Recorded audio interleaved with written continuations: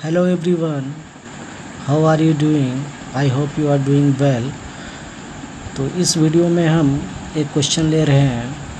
Question कह रहा है two identical thin rings each of radius capital R meters are coaxially placed at a distance capital R meters apart if Q1 coulombs and Q2 coulombs are respectively the charge is uniformly spread on the two rings.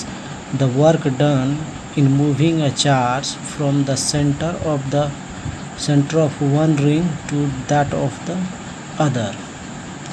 Question कह रहा है to rings है जिसका radius है, दोनों ring का वो radius है r, ठीक है, और r डिस्टेंस पे एक दूसरा रिंग है उसका भी रेडियस r है और दोनों पर अलग अलग चार्ज रखा हुआ है और इनके बीच का सेंटर टू सेंटर डिस्टेंस जो है वो कैपिटल r है, रेडियस के इक्वल ही है।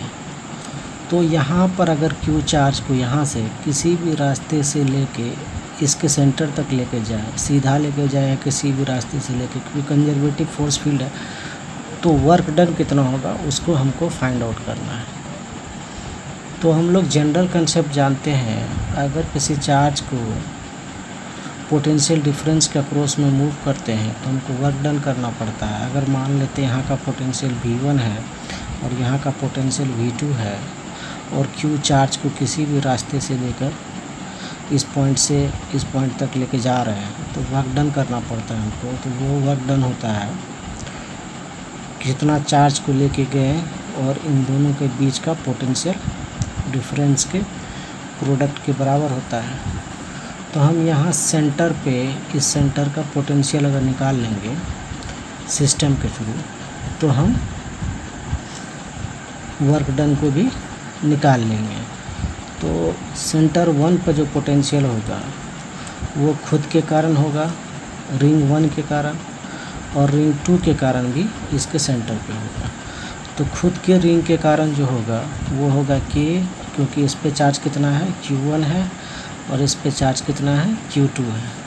तो ये हो जाएगा K Q1 और इसका खुद का रेडियस R है।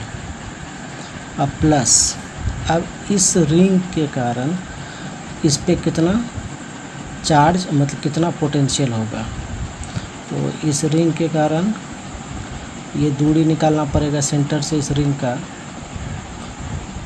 तो इसका अगर हम निकालें दूरी तो ये दूरी कितना हो जाएगा, ये दूरी है आपको यहाँ से यहाँ तक R और ये भी R है। तो पाइथागोरस लगा के इसको लिखेंगे तो ये हो जाएगा R√2 हो जाएगा। तो R√2 है तो इस पे चार्ज कितना है Q2, तो KQ2 डिवाइडेड बाय R√2। तो ये हो गया potential at centre of first sphere ring. Similarly potential at the centre of second ring होगा ये खुद का पोटेंशियल और इसके कारण जो पोटेंशियल होगा उसका पोटेंशियल। तो यहाँ पर जो लिखेंगे वो होगा KQ2 खुद के कारण और इसका रेडियस भी R है, और इसके बाद इसके कारण यहाँ पर इसका भी ये दूरी कितना होगा R√2 ही होगा। तो ये हो जाएगा KQ1 डिवाइडेड बाय R√2। तो ठीक है, तो हम पोटेंशियल डिफरेंस लिख लेते हैं। तो पोटेंशियल डिफरेंस हो जाएगा V2 माइनस V1। तो V2 हमारा है KQ2 divided by R plus KQ1 divided by R√2, और ये दोनों माइनस हो जाएगा V1, तो minus KQ1 divided by R minus KQ2 divided by R√2। तो यहाँ पर लाइक टर्म्स को सेपरेट कर लेते हैं, Q2 वाले को सेपरेट कर लेते हैं। तो ये हो जाएगा KQ2 बाय R और यहाँ पर 1 बचेगा और यहाँ पर बचेगा -1/√2। सिमिलरली यहाँ पर Q1 वाले टर्म को हम एक साइड कर लेते हैं। तो ये KQ1 डिवाइडेड बाय R आ जाएगा और ये हो जाएगा 1/√2 और माइनस 1। तो हमारा पोटेंशियल डिफरेंस आ गया KQ2/R इंटू 1 माइनस 1/√2 और KQ1/R 1/√2 माइनस 1।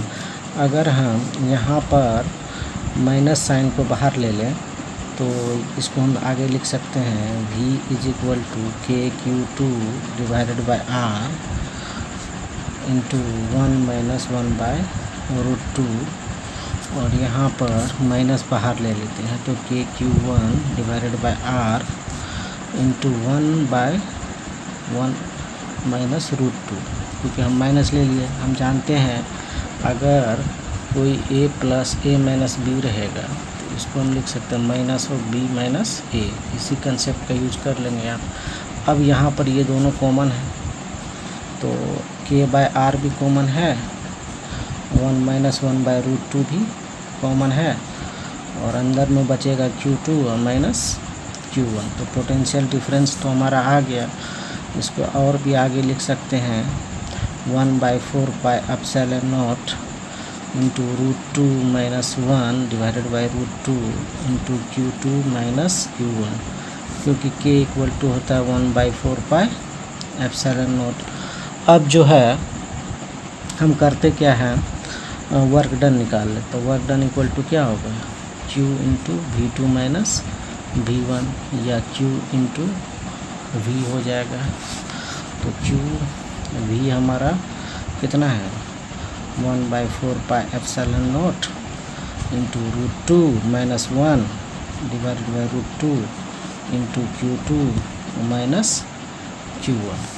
तो फाइनली हमारा वर्क डन निकल गया। तो इतना वर्क डन करना पड़ेगा।